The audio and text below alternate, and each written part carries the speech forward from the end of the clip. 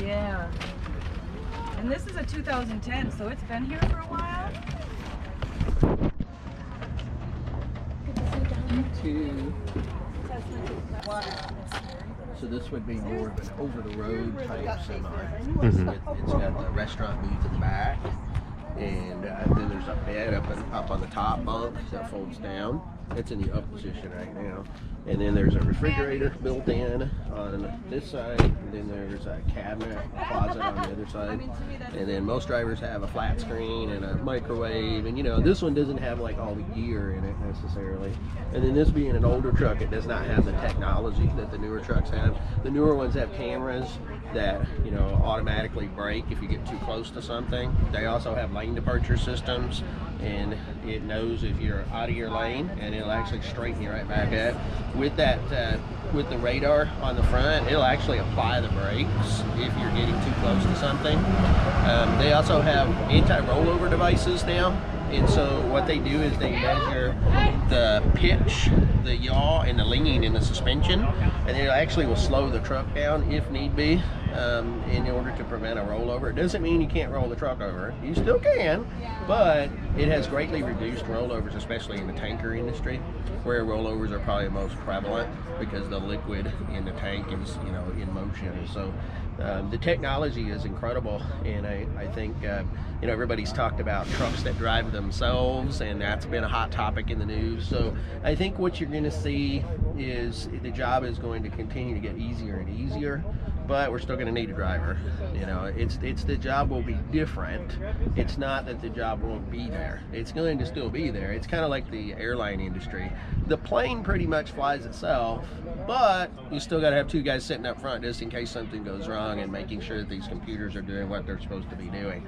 So I think it'll be very similar to that, and you know, you're still going to have somebody to do critical safety, you know, functions like doing a inspection, doing, you know, the load securement, just making sure, you know, that things are as they should be. And I still think it would be difficult, you know, to get a computer program to try to, you know, back the truck into the dock, you know, to do certain things that drivers are going to probably be required to do, even when technology advances more. So there's a lot of opportunity with this. So within the industry, in 5 years, the projection is we'll have 60,000 CDL drivers short in Minnesota alone, where in the same time period we're talking about probably 3,000 in other career tech, you know, trades, such, you know, as like auto repair, diesel repair, you know, collision repair, that kind of thing.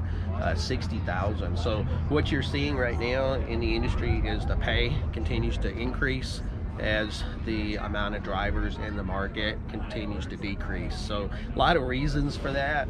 The Drug and Alcohol Clearinghouse, which took effect January 6th of 2020, eliminated 56,000 CDL drivers across the country in 2020 alone. And then COVID didn't help because all of the schools, you know, that's an important pipeline for new drivers. But what happened was a lot of them were closed for a period of time. So there was all those drivers that would have been in the pipeline that are not. So by the time you figure it up, there's a lot of reasons that we're short drivers, you know, across the country. And I think you're going to continue to see that. And as a result, I think you're going to continue to see the pay increase and increase. So yeah, kind of take a look inside. So I'll give you kind of a little brief overview here. So this truck is equipped with a 13-speed manual. Our training trucks in general are manual transmissions because automatics, while they are more prevalent, they are kind of a cheater truck because it's much easier to drive. We feel like training needs to be manuals, and then if you drive an automatic, that's fine. So this truck's got I call it the restaurant booth. So pretty comfortable, you know, bunk back here. So a driver could have their laptop computer, you know, do whatever kind of paperwork that they need to do. There's plenty of outlets to plug things in, and there's actually a wall outlet with a built-in inverter so that you could bring, you know, any items that you might have at home. Then up here, you've got a pull-down bunk. So drivers that are sleeping in the trucks overnight would probably get a more comfy mattress than this, but you kind of get the idea. So and then you can, of course, put it back up out of the way. So here's a refrigerator. So most newer trucks in today's world have built-in refrigerators, and companies are providing that for the drivers now. Many drivers would have a microwave on one side and a flat screen TV on the other. And then the manufacturers of the trucks have done a really good job of developing cabinet spaces that, you know, take advantage of whatever kind of space, you know, dead spaces in the cab of the truck. So that way the driver can carry with them a whole lot of different things. So this all actually folds down, and then this folds down, and it would make a second bed if you know, you wanted to have two drivers in here and they would sleep at the same time.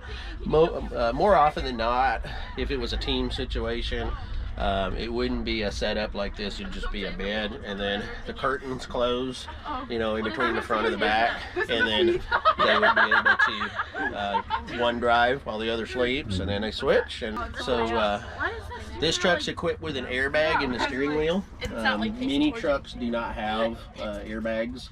You know what? I don't the really know Volvo does. And then this one is more of a fleet spec truck, so it doesn't have near as many gauges and bells and whistles as some trucks that more owner operator spec type truck. But we use cameras. You know, anytime we're driving, cameras are more and more prevalent in the trucking industry because of lawsuits, and so we're big believers in training and using cameras anytime we're driving. So yeah, good training truck, and this is one of many that we have within our fleet, and we've got pretty much every shape and size CDL required vehicle within our training program that anybody might be driving at some point in time. So we train on school buses, coach buses, snow plows, tanker trucks, doubles trailers, hopper trailers, flatbeds. You know, we have a variety of 53-foot vans and refrigerated trailers, just kind of whatever. So yeah, we try to train on the same kind of equipment that our students would be driving when they get out of school. So